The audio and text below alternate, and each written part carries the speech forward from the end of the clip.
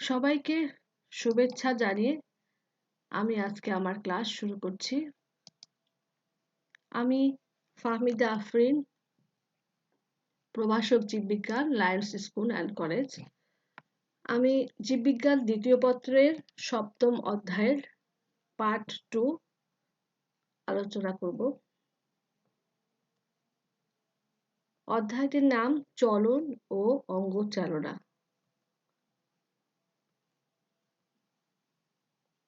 পেশিকলার গঠন এবং কাজ সম্পর্কে আমরা আজকে আলোচনা করব। এই পাঠ শেষে তোমরা পেশিকলা কি বলতে পারবে, বিভিন্ন প্রকার পেশি কলার গঠন ও কাজের তুলনা করতে পারবে, পেশিতে টান পড়ে কিন্তু ধাক্কা দেয় না ব্যাখ্যা করতে পারবে। এখন আমরা জেনে নেই পেশিকলা কি। যেসব কলা সংকোচন প্রসারণক্ষম তন্তু সদৃশ অসংখ্য কোষ নিয়ে গঠিত এবং যাদের ক্রিয়ায় দেহের বিভিন্ন অঙ্গের সঞ্চালন ঘটে তাদেরকে পেশিকলা বলে। মেসোডার্ম থেকে উদ্ভূত ভ্রূণীয় মেসোডার্ম থেকে পেশিকলা সৃষ্টি হয়। দেহের মোট ওজনের অধিকাংশই হলো পেশিকলা। এখন আমরা জানবো পেশিকলার বৈশিষ্ট্য কি। পেশিকলার কোষগুলো সরু লম্বা তন্তুর মতো। কোষগুলোতে সুস্পষ্ট নিউক্লিয়াস থাকে। পেশিকোষের আবরণীকে কি বলে? সার্কোলেমা। এবং সাইটোপ্লাজমকে কি বলে? সার্কোপ্লাজম বলে। সার্কোপ্লাজমে পরস্পর সমান্তরালভাবে সজ্জিত মায়োফাইব্রিল নামক অসংখ্য প্রোটিন তন্তু বিদ্যমান থাকে। আন্তঃকোষীয় পদার্থ বা ধাত্র খুব কম থাকে। এরপরে পেশিকলার প্রকারভেদ। পেশিকলা আমাদের দেহে কয় প্রকার? 3 প্রকার। ঐচ্ছিক বা অমসৃণ পেশি, অনৈচ্ছিক পেশি বা মসৃণ পেশি, হৃৎপেশি। ঐচ্ছিক পেশি বা অমসৃণ পেশি, তারপরে পেশি অনৈচ্ছিক বা মসৃণ পেশি, তারপরে হৃৎপেশি চিত্রে দেখানো হয়েছে।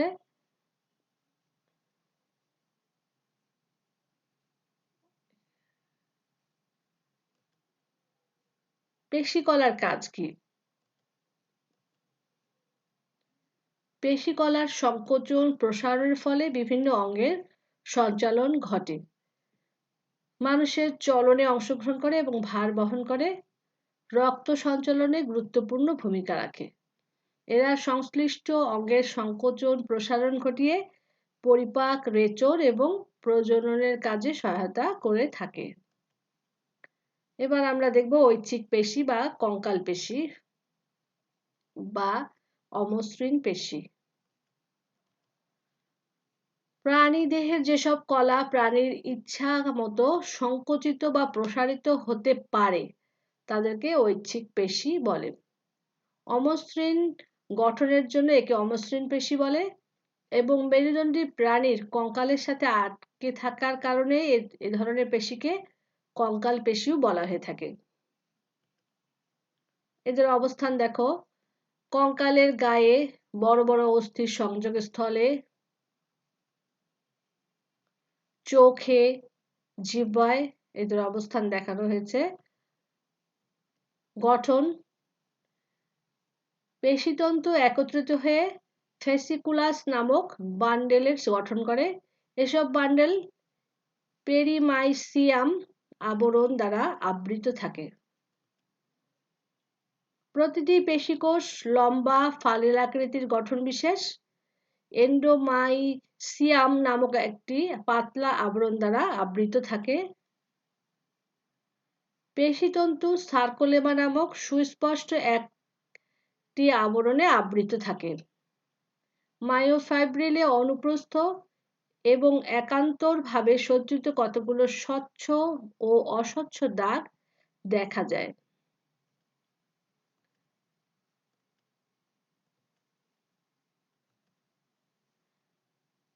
এর কাজ, প্রাণীদের মূল চলন মূলত কঙ্কাল পেশির মাধ্যমে সংঘটিত হয়। অস্থিতন্ত্রের গায়ে সংলগ্ন থেকে প্রাণীর ইচ্ছা অনুযায়ী সংকুচিত এবং প্রসারিত হয়ে সংশ্লিষ্ট অঙ্গকে পরিচালনা করে থাকে। এরপর আমরা দেখব অনৈচ্ছিক পেশি বা মসৃণ পেশি বা ভিসেরাল পেশি।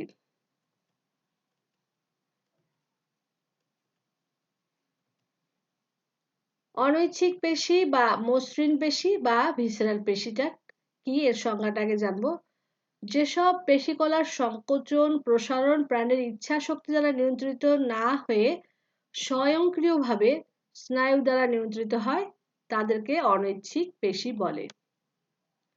মায়োফাইব্রিলে ডোরাকাটা থাকে না বলে এদেরকে মসৃণ বা অরৈখিক পেশি বলে। দেহ অভ্যন্তরের অঙ্গসমূহে পেশি আধিক্যের কারণে এদেরকে ভিসেরাল পেশিও বলা হয়ে থাকে।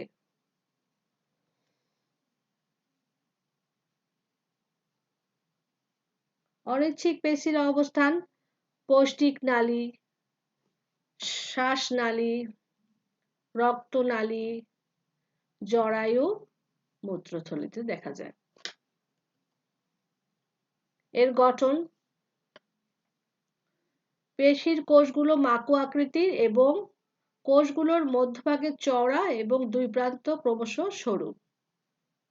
কোষঝিল্লি বা সার্কোলেমা অস্পষ্ট। কোষের চওড়া অংশে একটি ডিম্বাকৃতির নিউক্লিয়াস থাকে। একটি কোষের চওড়া অংশ অন্য কোষের সরু অংশের সাথে পরস্পর যুক্ত থাকে। মায়োফাইব্রিলে কোনো আড়াআড়ি রেখা দেখা যায় না। এদের কাজ, এরা স্বয়ংক্রিয় স্নায়ু দ্বারা নিয়ন্ত্রিত হয়ে সংশ্লিষ্ট অঙ্গের ক্রিয়াকলাপ নিয়ন্ত্রণ করে। পৌষ্টিক নালীর পেরিস্টালসিস, রক্তনালীর অবিরাম সংকোচন প্রসারণ, শ্বাসনালী ও রেচননালীর নিয়মমাফিক সংকোচন প্রসারণ ইত্যাদি সবকিছুই মসৃণ পেশি দ্বারা নিয়ন্ত্রিত হয়। হৃদপেশি। যেসব পেশি কলা হৃৎপিণ্ডের প্রাচীর গঠনে অংশ নেয় তাদেরকে হৃদপেশি বলে। এগুলো অনিচ্ছিক ধরনের পেশিকলা। এর অবস্থান হৃৎপিণ্ডের প্রাচীরে এই ধরনের পেশিকলা পাওয়া যায়। এর গঠন পাশাপাশি অবস্থিত দুটি কোষের সার্কোলেমা মিলিত হয়ে চাকতির মতো একটি ডিস্ক গঠন করে। একে ইন্টারক্যালোটেড ডিস্ক বলে। হৃৎপেশি কলাকে মায়োকার্ডিয়াম বলে। বাইরের দিকে একটি এপিকার্ডিয়াম এবং ভিতরের দিকে অমসৃণ এন্ডোকার্ডিয়াম দ্বারা আবৃত থাকে। গঠনের দিক থেকে হৃৎপেশি অনেকটা রৈখিক পেশির মতোই। কোষগুলোর অভ্যন্তরে সমান্তরাল ও লম্বালম্বিভাবে সজ্জিত অসংখ্য মায়োফাইব্রিল অনুসূত্র থাকে। মায়োফাইব্রিলের গায়ে ডোরাকাটা দাগ থাকে। অনিয়তাকার লম্বা এবং শাখা প্রশাখা যুক্ত কতগুলো কোষ বা পেশিতন্তু নিয়ে হৃৎপেশি গঠিত। কোষ বা তন্তুগুলো পরস্পর যুক্ত হয়ে জালিকা গঠন করে। দেখো চিত্রে দেখানো হয়েছে স্পষ্ট করে। এরপরে আমরা দেখি এর কাজ, হৃৎপেশির কাজ। ভ্রূণ অবস্থা থেকে প্রাণীর জীবনের শেষ পর্যায় পর্যন্ত হৃৎপিণ্ডের সংকোচন প্রসারণ ঘটিয়ে প্রাণীদের রক্ত সঞ্চালন প্রক্রিয়া নিয়ন্ত্রণ করাই হৃৎপেশির কাজ। এই পেশির সংকোচন প্রসারণ ক্ষমতা পরিমিতভাবে দ্রুত। উদ্দীপনা প্রয়োগে হৃৎপেশি সংকুচিত ও প্রসারিত হয়ে থাকে। এরপরে আমরা জানবো পেশিতে টান পড়ে কিন্তু ধাক্কা দেয় না। দেহের মধ্যে পেশিসমূহ সবসময় একটি হালকা চাপের মধ্যে অবস্থান করে। পেশির অব্যাহত এই চাপীয় অবস্থাকে টান বলে। পেশির টান একটি প্রতিক্রিয়া। দুই ধরনের মৌলিক ক্রিয়ার উপর পেশির টান রক্ষিত হয়। এক হচ্ছে স্পাইনাল মেকানিজম বা পীড়ন প্রতিক্রিয়া এবং সুপ্রাস্পাইনাল মেকানিজম। দেখো পেশিতে টান পড়ে কিন্তু ধাক্কা দেয় না। একটা উদ্দীপনা রেসেপ্টর স্পিন্ডেলের মাধ্যমে, সংবেদী নিউরনের মাধ্যমে পেশিকলায় আসে, আবার মোটর স্নায়ুর মাধ্যমে, নিউরনের মাধ্যমে, ইফেক্টর বা কাফ পেশির মাধ্যমে প্রতিক্রিয়া সৃষ্টি করে। দলীয় কাজ। মানব দেহে 3 ধরনের পেশিকলার পার্থক্য ছক আকারে লিপিবদ্ধ করবে। মূল্যায়ন।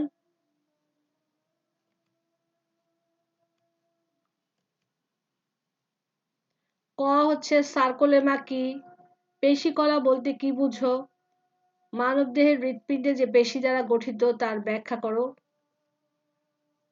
পেশিতে টান পড়ে কিন্তু ধাক্কা দেয় না, উক্তিটি বিশ্লেষণ করো। বাড়ির কাজ। মানবদেহে 3 ধরনের পেশিকলার চিহ্নিত চিত্র অঙ্কন করবে, পরবর্তীতে সেটা ক্লাসে আমরা দেখব। সবাইকে ধন্যবাদ জানিয়ে আমি আজকের ক্লাস এখানেই শেষ করছি। আল্লাহ হাফেজ।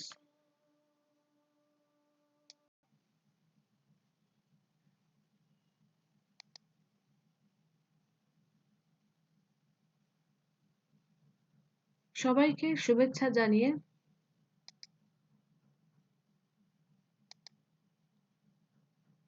আমি আজকের ক্লাস শুরু করছি। তোমরা সবাই ভালো আছো। আমি ফাহমিদা আফরিন, প্রভাষক, জীববিজ্ঞান, Lions school and college, Rangpur. আমি জীববিজ্ঞান দ্বিতীয় পত্রের 7ম অধ্যায় থেকে 3য় পাঠ শুরু করব। 7ম অধ্যায় চলন ও চলনাঙ্গ। অস্থিভঙ্গ এবং প্রাথমিক চিকিৎসা নিয়ে আজকে আমি আলোচনা করব। এই পাঠ শেষে তোমরা বিভিন্ন ধরনের অস্থিভঙ্গ এবং প্রাথমিক চিকিৎসা করতে পারবে, বিভিন্ন ধরনের অস্থি সন্ধির আঘাত এবং প্রাথমিক চিকিৎসা করতে পারবে। অস্থিভঙ্গটা কি আগে আমরা জেনে নেই। যখন ব্যাপক চাপে বা আঘাতের ফলে কিংবা রোগের কারণে দেহের কোনো অস্থি অখণ্ডতা হারায় তখন তাকে অস্থিভঙ্গ বলে। চিকিৎসকগণ একে FRX সংকেত দ্বারা প্রকাশ করেন। অস্থিভঙ্গ 3 প্রকার: সাধারণ অস্থিভঙ্গ, যৌগিক অস্থিভঙ্গ, জটিল অস্থিভঙ্গ। সাধারণ অস্থিভঙ্গ। এই ধরনের অস্থিভঙ্গের ক্ষেত্রে ভাঙা হাড় চামড়ার বাইরে আসে না এবং হাড়ের চারপাশের কলাকে ক্ষতিগ্রস্ত করে না, তাই চামড়ার বাইরে আঘাতের চিহ্ন দেখা যায় না। এই ধরনের অস্থিভঙ্গ এক্স-রে ছাড়া চিহ্নিত করা যায় না। এক্ষেত্রে অস্থিটি আড়াআড়ি বা লম্বালম্বি কিংবা পার্শ্বীয়ভাবে ভাঙতে পারে। সাধারণ অস্থিভঙ্গ চিত্রে দেখো। সরল অস্থিভঙ্গ, সরল তির্যক অস্থিভঙ্গ। চিত্রে দেখানো হয়েছে সাধারণ অস্থিভঙ্গ, সরল সর্পিল অস্থিভঙ্গ, সরল সূক্ষ্ম অস্থিভঙ্গ। চিত্রে দেখো সাধারণ অস্থিভঙ্গ, সরল খণ্ডায়িত অস্থিভঙ্গ। এক্স-রে চিত্রে দেখানো হয়েছে। এবার আমরা জানবো যৌগিক অস্থিভঙ্গ। এই ধরনের অস্থিভঙ্গকে অস্থি খণ্ডিত হওয়া ছাড়াও চারপাশের পেশি, টেন্ডন ও লিগামেন্ট দারুণভাবে ক্ষতিগ্রস্ত হয়। ভাঙা অস্থিটি প্রান্তভাগে তির্যকভাবে চামড়ার বাইরে বেরিয়ে আসে। এখানে আমরা পেশি সম্পর্কে জেনেছি। এখন আমরা টেন্ডন কি, লিগামেন্টটা কি সেটা একটু জানবো। টেন্ডনটা হচ্ছে দৃঢ়, অস্থিতিস্থাপক ও উচ্চ টান সহনশীল শ্বেত তন্তু যোজক কলাকে টেন্ডন বলে। আর লিগামেন্ট শক্ত কিন্তু স্থিতিস্থাপক পিত তন্তুময় যোজক কলাকে লিগামেন্ট বলে। এরপরে জটিল অস্থিভঙ্গ। এ ধরনের অস্থিভঙ্গে আঘাতপ্রাপ্ত স্থানের হাড় ভেঙে অনেকগুলো অসম খণ্ডকে বিভক্ত হয়ে যায়। তাছাড়াও চারপাশের পেশি ক্ষতিগ্রস্ত হয়ে ক্ষত স্থানটিতে ক্ষতের সৃষ্টি করে। অস্থিভঙ্গের প্রাথমিক চিকিৎসায় আমরা কি করব? যদি আঘাত গুরুতর হয় তবে জরুরি সাহায্যের জন্য নিকটস্থ হাসপাতালে বা ক্লিনিকে নিয়ে যাব বা ফোন করব। অস্থিভঙ্গের প্রাথমিক চিকিৎসা। যে কোনো ধরনের রক্তপাত বন্ধ করার জন্য একটি পরিষ্কার জীবাণুমুক্ত বিশেষক পদার্থ দিয়ে আঘাত প্রাপ্ত স্থানে চেপে ধরতে হবে। অস্থিভঙ্গের প্রাথমিক চিকিৎসায় রোগীর ভাঙ্গা স্থান অস্থিটি বাহুটিকে নাড়াচাড়া করতে দেওয়া যাবে না। যে স্থানে বাহুটি রাখলে ব্যক্তি আরাম বোধ করবে সেই স্থানেই রাখা উচিত। অস্থিভঙ্গের প্রাথমিক চিকিৎসা ব্যথা দূর করতে এবং ফোলা কমাতে বরফ ব্যবহার করা জরুরি। ব্যক্তিকে খিঁচুনির উপসর্গ থেকে মুক্ত রাখতে যথাযথ পরিচর্যা করতে হবে। চিত্রে দেখো অস্থিসন্ধির আঘাত এবং প্রাথমিক চিকিৎসা। অস্থিসন্ধির স্থানচ্যুতি। এরপরে আমরা জানবো যখন কোনো আঘাত বা অন্য কোনো কারণে দেহের অস্থিসন্ধি গঠনকারী কোনো অস্থি সরে যায় তখন তাকে অস্থিসন্ধির স্থানচ্যুতি বলে। হাত ও পায়ের আঙ্গুলের সন্ধি, শ্রোণীচক্রের সন্ধি, কনুইয়ের সন্ধি, কাঁধের সন্ধির স্থান চ্যুতির ঘটনা সবচেয়ে বেশি ঘটে থাকে। অস্থিসন্ধির স্থানচ্যুতির কারণ খেলাধুলা জনিত আঘাত, খেলাধুলা বহির্ভূত আঘাত, তারপরে পড়ে গেলে বা পতন ঘটলে। এক্স-রে এবং এমআরআই নির্ণয় করতে অস্থিসন্ধির স্থানচ্যুতি নির্ণয় করতে আমরা কি ডাক্তারের মাধ্যমে ডাক্তারদের কাছে যে এক্স-রে বা এমআরআই করলে আমরা জানতে পারবো। অস্থিসন্ধির স্থানচ্যুতির চিকিৎসা ব্যথা দূর করতে এবং ফোলা কমাতে বরফ ব্যবহার করা জরুরি। ডাক্তারের নিকট না যাওয়া পর্যন্ত আঘাতপ্রাপ্ত জায়গাটি গতিহীন এবং নিশ্চল রাখতে স্পিল্ট করতে হবে, মানে বেঁধে রাখতে হবে। যদি রোগীর তীব্র ব্যথা হয় সেক্ষেত্রে সতর্কতার সাথে ডোজ নির্ধারণ পূর্বক ব্যথানাশক বড়ি বা ইনজেকশন দিতে হবে, সেটা ডাক্তারের পরামর্শ অনুযায়ী। এরপরে আমরা অস্থি মচকানো সম্পর্কে জানবো। মচকানোটা হচ্ছে মচকানো অস্থির লিগামেন্টের এমন একটি আঘাত যার ফলে লিগামেন্ট তার নিজস্ব ক্ষমতা অতিক্রম করে প্রসারিত হয় এবং ছিঁড়ে যায়। অপরদিকে পেশি বা টেন্ডনের এ জাতীয় প্রসারণ বা ছিঁড়ে যাওয়াকে মচকানো বলে। মচকানোর শ্রেণী বিভাগ: প্রথম ডিগ্রি মচকানো, দ্বিতীয় ডিগ্রি মচকানো এবং তৃতীয় ডিগ্রি মচকানো। মচকানোর প্রাথমিক চিকিৎসা রোগীকে সুবিধাজনক স্থানে বিশ্রাম নিতে হবে। ব্যথা দূর করতে এবং ফোলা কমাতে বরফ ব্যবহার করা জরুরি। কম্প্রেশন ব্যান্ডেজ ব্যবহার করতে হবে। আঘাতপ্রাপ্ত স্থান দেহ থেকে তুলনামূলকভাবে একটু উঁচুতে রাখতে হবে। চিত্র দেখো। দলীয় কাজ: শিক্ষার্থীরা তোমাদের ক্লাসে কারো পা মচকে গেলে তোমরা কি কি ব্যবস্থা গ্রহণ করবে উপস্থাপন করো। মূল্যায়ন: ক. অস্থিভঙ্গ কি? অস্থির স্থানচ্যুতির লক্ষণ কি রকম হতে পারে? সাধারণ অস্থিভঙ্গের প্রকারভেদ বর্ণনা করো। ঘ. যৌগিক ও সরল অস্থিভঙ্গের তুলনামূলক বিশ্লেষণ করো। বাড়ির কাজ: অস্থিভঙ্গের প্রাথমিক চিকিৎসা কিরকম হওয়া উচিত বলে তুমি মনে করো সেটা খাতায় লিখো। সবাইকে ধন্যবাদ জানিয়ে আমি আজকের ক্লাস এখানে শেষ করছি। আল্লাহ হাফেজ।